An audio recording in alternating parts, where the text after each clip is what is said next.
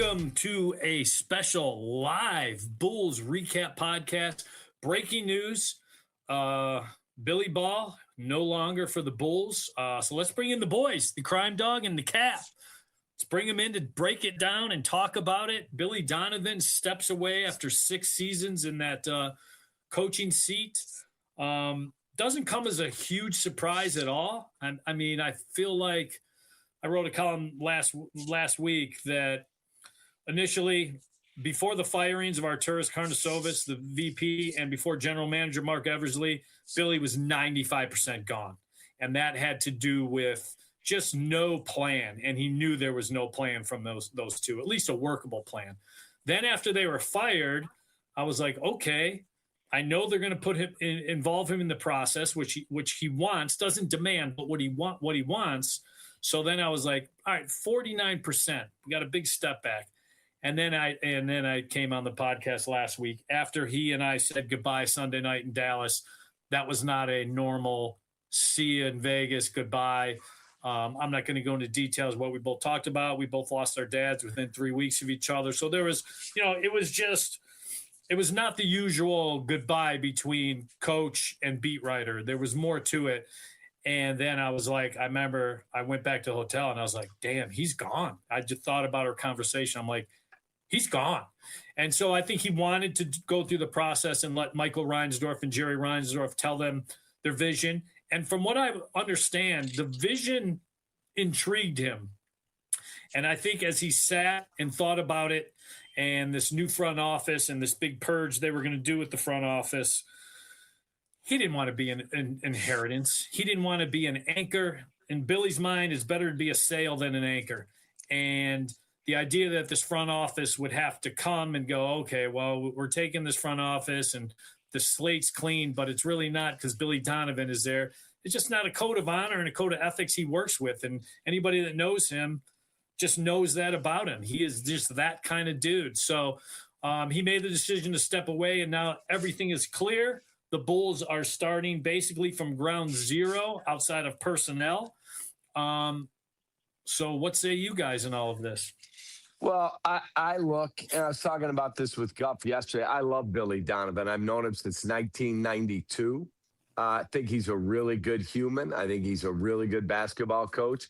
I think he's working for a terrible, terrible organization that can never, ever be on the cutting edge. They're always a day late and $1 short. And now he could take some time. I know his mom has not been well. He lost his dad. His wife lost her mother, I believe. And so he could take some time, catch his breath, recharge. Jack Welch, the former head of NBC and GE, said, if you can do it, a 1-year sabbatical at the executive level, which Billy is at, can be the greatest thing you ever do in your life. He can get that now and then come back with a vengeance to try and win a title. Well, I appreciate the Bulls allowing Billy the opportunity to be the anchor. I don't see any positive for him in doing so. Not with the career, not with the resume that he's put together. And I know there's people who think Billy's part of the problem because it's guilt by association, but he was the smartest basketball mind in that building for the last 6 years. And we all know it. You've been writing it, Joe, ever since he was here. If this was the plan that the Bulls provided Billy 6 years ago when he first came in, even 3 years ago, said, hey, you know what? This isn't working halfway. Like 3 years in, we want you here long-term, and we're going to start because we're looking at 25 and 26 as potentials to make this a quicker than normal rebuild. I think Billy is very intrigued. He's motivated, as you know, Joe and Cap. He wants to win at the NBA level, hence the North Carolina job going to Mike Malone. And I think he's going to have that opportunity again if and when he wants it, whether it's this year, which we know there's going to be some big jobs available.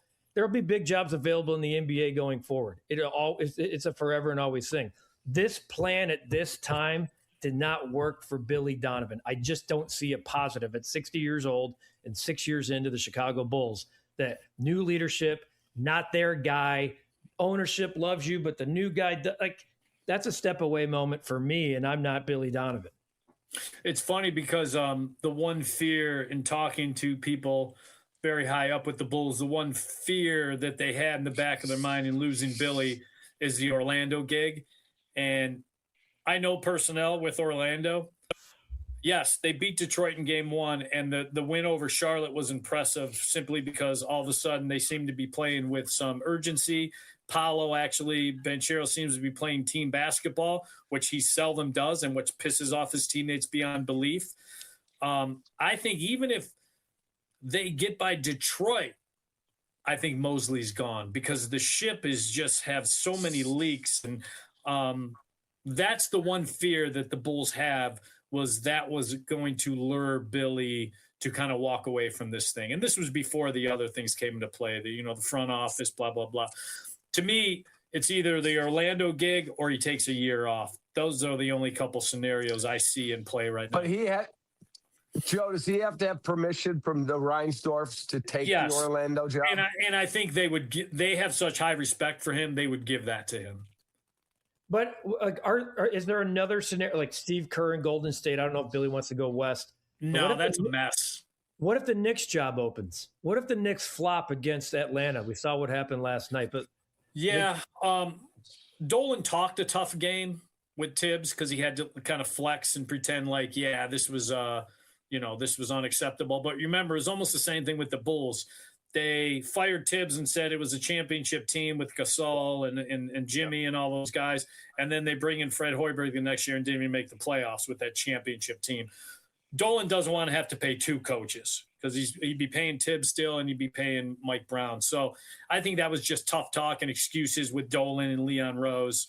I don't think the Knicks would open up. Now, if they get upset in the first round by Atlanta, all of a sudden, whoa, because now the telescope, it's not a microscope, it's a telescope is on your ass. So I just think knowing Billy and just knowing the stuff going on that Kat brought up, his mom's health and everything they've gone through as a family, being close to home in Florida, where he's a legend and became a Hall of Famer, basically. That's where he wrote his Hall of Fame resume. To me, that it's either that or I think he would take a year off and just kind of, because he is going to coach again. There's no doubt about that. Whether it's in college or the NBA, I think NBA is by far his first choice, but I think he will coach again. Do you think this had anything to do with it from official chief here? Even with the personnel, Joe, your two building blocks are Giddey and Buzelis, and that might be stretching it. Just happy the slate is clean. Well, to me, the Bulls are 3 years away of saying, okay, you're more than a play-in team. And that's 3 years away if this new front office makes all the right moves. I mean, they have to hit hard with this draft. This draft, the June draft for the Bulls is everything, getting that second pick. Because this is, it was 25 and 26 were the draft classes you needed it. The way it looks right now, 27 and 28 are crap. They might as well be the modest draft class where it's just the same guy 1 through 18 and you just hope you get the right guy. 25 and 26 were the years to hit, and unfortunately Arturas never understood that. But the fact that they have 2 picks thanks to Portland, they could really get this thing moving in the right direction, but it's still a 2 or 3 year fixer-upper before you can say, let's move in this house and have a good time. I talked to somebody who in the league. He said, this year, try and use all that cap space to take bad deals and get draft capital. That's what he would do. He said, if it was me, I'd be like, okay, he's pulling a name out of thin air. Dorian Finney-Smith. All right, well, you could park him here. We want your first round pick. And now we go get another one. He said, and then I clean the slate. Everything's good. He said, I think within 2 years, you can be stable. I'm not telling you contend to go to the finals, but you could be stable in 2 years. He said, and if you get the right guys in here, 3 seasons like you, he said, you should be contending in the East. Yeah. And that's the thing with the second apron and the fear teams have of the apron. And they're trying to make this more of the NFL model where there's more parity. And that's hard to do just because of the number of impact players that can change a franchise. But they're trying to bring parity into it. So it's not a 5 or 6 year of dip in the lottery, stay in the lottery. And then they're hoping with this, whatever draft rules they come up with, the tanking rules they come up with, also remedy that. So, yeah, but again, Billy, I don't think can afford gambling and taking a trust fall with the front office. He doesn't know that this is 2 or 3 years of a fixer-upper. Yeah, look at so what's next? I mean, that's the question. Like, what does this look like? V-Dog says, is Taylor Jenkins an option for head coach? He's 46. You can have a long runway with him. Is well known as a top assistant for Pop 12 years before taking the Memphis job. No, V-Dog, I mean, that's the $1 million question, and that's the $1 million question that can't be answered till the front office is put in place. Because you don't know, is it a front office that deems analytics important or offensive analytics important, and they're going to want an offensive-minded guy? Is it someone that wants defensive mind? Is it someone that's old school, and they're an old school front office that believes in the coach having just, analytics as a tool, but he coaches on gut and feel and knowing his personnel. So we don't know what kind of links that we're going to have as far as coaching candidates because we don't know the front office. Once the front office is put in place, then you could say, okay, where do these branches go? Oh, he has a relationship with this guy. He has a relationship with Tibbs. He has a relationship with, we could go right down the line of guys right now that don't have gigs or are assistant coaches that deserve gigs. So, until we know that front office, it would just be throwing crap up against the fan. Would you hire Tom Thibodeau? I love Tibbs. Love. But is he going to embrace a rebuild? That would be a question I'd have to ask him. But I think he immediately comes in and the young players that you acquire learn correct habits. It's to me, when you bring a guy in like Tibbs in, it's not a rebuild. It is a competitive team because he will push and scratch and bleed and make sure they get across that line to at least be a play-in team, and they will overachieve, and that's just his history. So I would bring him in. I don't know if the Bulls will. Jerry Reinsdorf well, and Jerry always had this fascination with New York, and I've talked about this before with Steinbrenner and the whole Billy Martin thing. But if he didn't bring Ozzie back, and he's had several opportunities to do that, who won him a World Series, the one thing that Jerry covets more than anything, including an NBA championship, if that Billy Martin model didn't work for the White Sox, I don't think it's going to work for the Bulls. And Tibbs, a guy who only got him to the Eastern Conference Finals. It's a shame because I think Chicago loves Tibbs. He is their type of coach. He is their Ditka, their version of a Ditka for the Bulls. And we all saw at the Derrick Rose ceremony just how much the city still loves Tibbs and how much Tibbs loves the city. I just don't think that would be a scenario unless the new front office demanded it. And even then, they'd still have to get over the Jerry Reinsdorf hurdle. If you're just joining us, Billy Donovan has resigned as Bulls head coach after 6 seasons. Joe Cowley hosts the Bulls REKAP Podcast. If you're a first-timer, welcome, because he does this every week, and it's really good stuff. Wanted to read, the first half of Billy's statement for those. The back half's all thank yous and kumbayas, but it's after a series of thoughtful, extensive discussions with ownership regarding the future of the organization. I've decided to step away as the head coach of the Chicago Bulls to allow the search process to unfold. I believe it is in the best interest of the Bulls to allow the new leader to build out the staff as they see fit. My gratitude for this community and organization is permanent. So that's a veteran head coach saying, looking at the process, Joe, going, this isn't a fit for me. Maybe somebody who's 45, 50, but not a guy like Billy Donovan with the resume of Billy Donovan. Well, this is two things. Billy Donovan is a stand-up freaking guy. He is as stand-up freaking guy as it comes. And the other thing, too, is Billy has an old-school mentality where you don't get in the way of the process. It'd be one thing, like you said, if it's a 46-year-old. If you're a Hall of Famer and you have his resume, he's not chasing legacy. He's not chasing some record books. He just wants to coach, compete, and make basketball players into good players and people. I mean, that's his motivation. And people could call that sappy or old school or whatever, but I think it says a lot about who he is as a man. And that's why I never understood this city and the Donovan critics.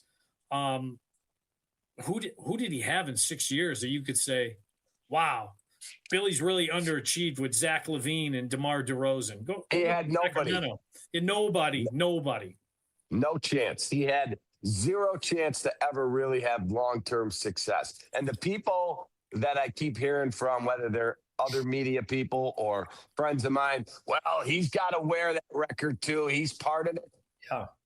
Tell me you know nothing about basketball without telling me you know nothing about basketball.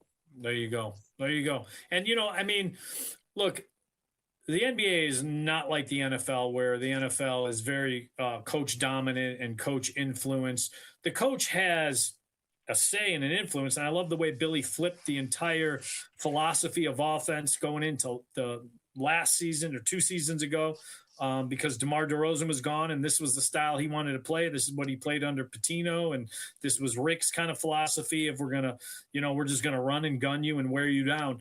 And that's what a Providence team did when it couldn't do anything else. And Billy knew he had to cover up weaknesses. So yes, a coach at the NBA level does have influence, but it's not like the NFL. You talk about, Joes and Johns and X's and O's. You need Joes and Johns in the NBA, and they just didn't give them enough of them. I mean, that's the bottom line. Well said. Here's the list of the people that the Bulls have asked for permission for, and I want to get to V-Dog's question after that. Minnesota's Matt Lloyd, Detroit's Dennis Lindsay, Atlanta's Bryson Graham, Cleveland's Mike Gansey, San Antonio's Dave Tellup, and then CAA basketball division, Austin Brown. And V-Dog adds, what are we looking for in a president or GM? If you can add anything on that, because Michael did acknowledge a few weeks ago structure can change after doing it the same way forever.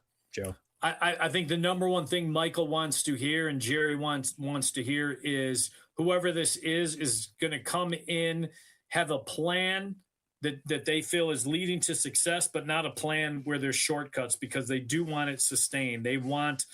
Michael brought up Oklahoma City and Sam Presti like 3 times in his presser. And you can't have Sam Presti.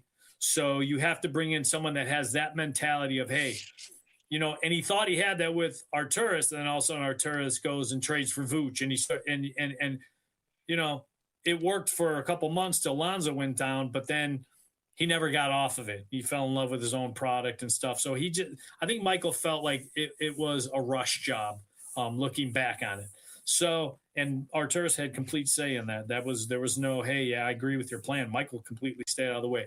I think that's what they're going to listen to in the interview process. What is your plan? And is it a plan that we're not asking for patience, but one that we see as building towards something and has momentum, instead of you trying to go from A to F? Are you trying to go to A to B to C to D where we feel good about it? So whoever can answer that question and come out with the best feel, I think is the guy they'll go to. And I will say this, Michael, and I think it's good for him, I think needs to be more present. I told him after his press conference, I know he got killed for it, and he was going to get killed for it, anything he said, because the last name says Reinsdorf on the presser. That's correct. I told him he should do this more often. Agreed. I'm not telling him to be Mark Cuban and have your own fucking reality show and freaking, jump all around and fist pump people like Cuban does. I mean, I think that's cool.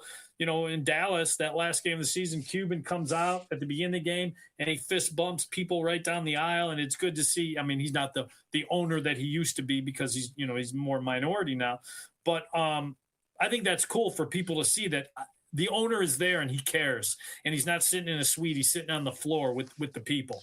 Well, especially in this town, because it's across the board. Think about when Rocky Wirtz took over the Hawks. The first 2 things he did, put the games on TV and sit with the people. And it changed everything. Tom Ricketts started going around, shaking hands and kissing babies. And handing out baseballs. You're exactly correct. So that has not happened in this town until recently. And to be honest with you, like I loved what Michael had to say, except for one thing.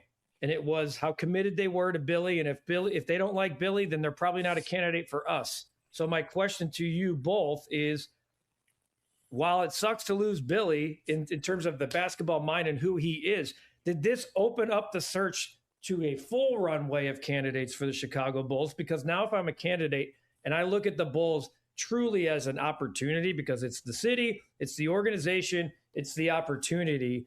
And if you truly can come in here and have your hands on it the way you want to, I think there's somebody in here that can change this. I do, if ownership gets out of the way. So by Billy leaving, does that allow the Bulls to have the best possible candidates for sure now, Joe? Well, I will say this. Executives and GMs have a certain amount of ego. So anybody that was going to come in here would be like, yeah, I see the draft capital. I see the cap space. If Billy Donovan's who I inherit for whether it's a couple of years I'm fine with that because this is a great gig. I mean, that's just their ego. I highly doubt there was anybody that woke up today and said, now I'm going to throw my name in the hat to be a candidate because Billy doesn't come with the package. It doesn't work that way. These guys are egomaniacs, and these guys know that, yeah, this team's not ready to go. Billy's a good option for a couple of years, and then I can, when the team fills, I could do the Marty Schottenheimer. Marty can always get a team this far, and then it was time to move on from Marty and set a culture and stuff. And Billy could have been that guy. I don't think there was anybody that had their name off the list and all of a sudden is throwing their name in the hat to Michael today. Hey, now that Billy's gone, I'm willing to do this. And the fact that they came out with that list and leaked it before Billy gave a decision kind of told me that they were moving forward with this. They kind of had a feeling Billy was going to be gone. What about Billy running the whole thing? That was never in play? He doesn't want to do that. He still has those coaching chops and still wants to coach. I think that's something that is probably intrigues him in the back of his mind as something later down the road, but he still loves coaching, man. He loves being in that office late at night and watching film. I will say this, Billy and Tibbs are the two guys that by far, they're a lot more similar than people think, first of all. And secondly, those dudes just love being in the office late and early and just watching film and trying to improve guys. So, yeah, he still loves doing that. Tibbs still loves doing it. Tibbs isn't even coaching a team, and you could hire him tomorrow, and he knows all the draft guys, how they operate, how they would fit with every team. He's been to so many college campuses and NBA teams this year. I mean, that's just plug and coach type of guy. So yeah, I talked to Tibbs and I said, you get some time to decompress? He said, no, I don't need that. He said, I don't need, he goes, you know me, brother. I don't need to decompress. Absolutely not. He said, I've been traveling, talking to coaches and watching college games. He said, I'm ready whenever anyone calls. Joe, what's okay. So now that we know what's going on, the runway's wide open. You need an entire new leadership, a new coach. You have 2 lottery picks. Best case scenario for the Bulls is that 20% chance they land in the top 4 from a draft pick standpoint. But what do you believe is the best case scenario for the Bulls going forward in terms of hiring, leadership, et cetera? First of all, I don't know why. And I could be completely wrong on this. I just have a feeling they're going to hit in the top 4. I don't know why.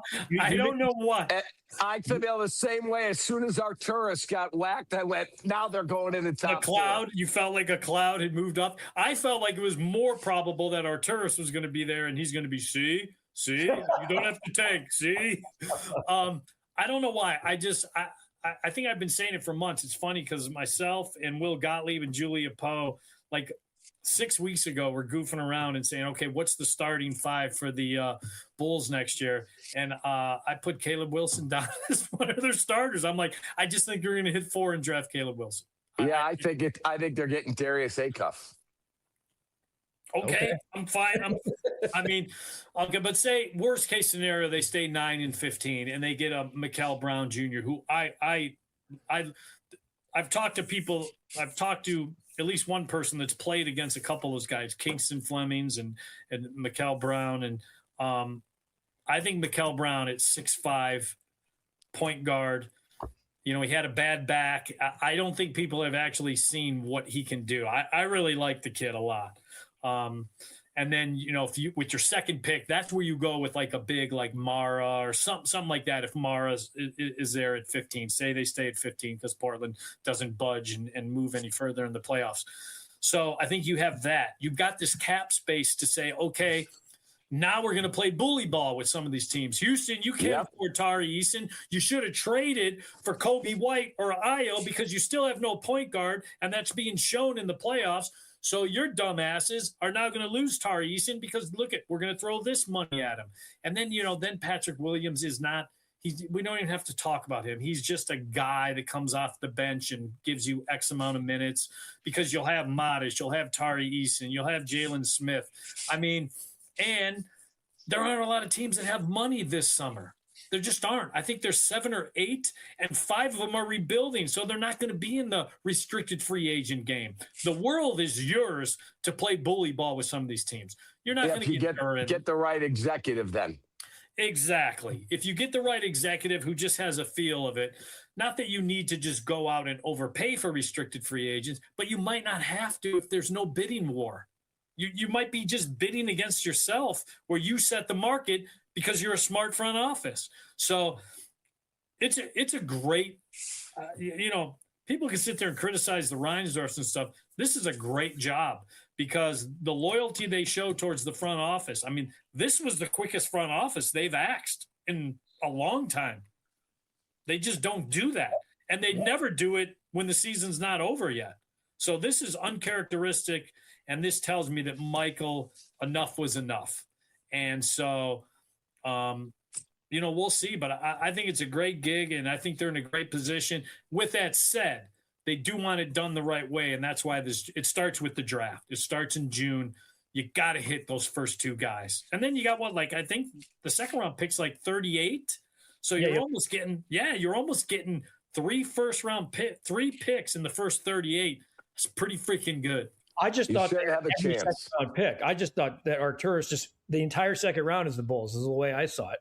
Well, I think that lasts for the next 5 years. They got like 70 second round picks. It's crazy. And Arturas was so happy because that means a lot of euros. He loves his freaking euros. Yep. We would have been having guys from all over. A lot of drafting it would look like a NATO meeting. God bless, man. There it is. After what? How many podcasts now have you done talking about the Billy speculation? I feel like we've done this for a month. Yeah, I've kind of. I mean, three podcasts. Not to hurt my arm by patting myself on the back, but it's been a good 6 weeks. It's been a good 6 weeks for the kid. Whether it was the Jay Ivey stuff or whether it was, I have good sources, and you just have a good feel of how things are going. So you know how to work the beat. Joe, I said this to Guff one day. If I pulled you off the Bulls beat and I dropped you into covering Japanese baseball, guess what? You would dominate that beat too because you're really fucking good. Well, I appreciate it.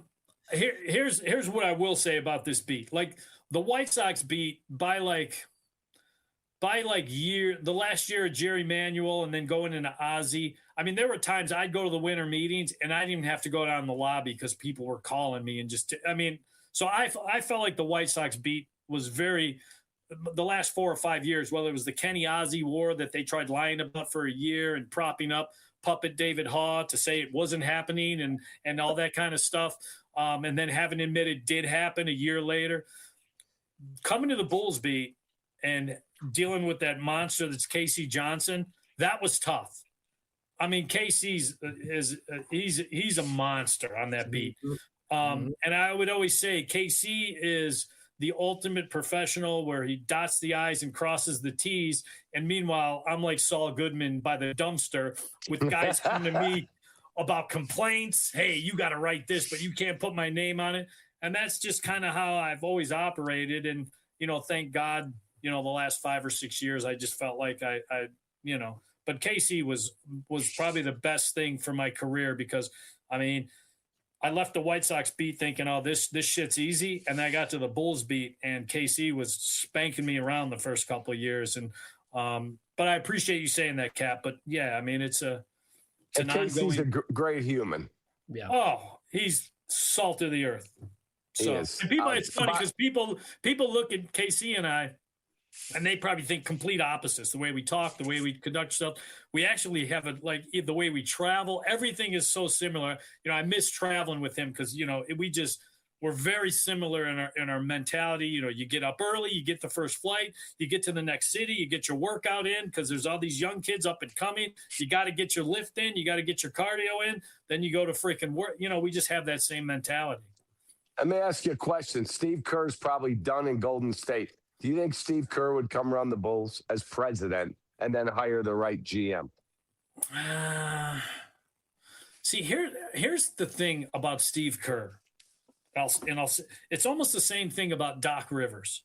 is Doc Rivers really a good coach, or is he a preacher that Tom Thibodeau actually won that championship for him? Is Steve Kerr really a good coach, or did having Ron Adams, probably one of the greatest bench minds and assistant coaches who never wants to be the head coach, propping you up? Is that really, you know what I mean? Because it's funny and I tweeted this out this morning, if Kerr would have taken the Knicks job, first of all, he'd be out because it's so hard to win there.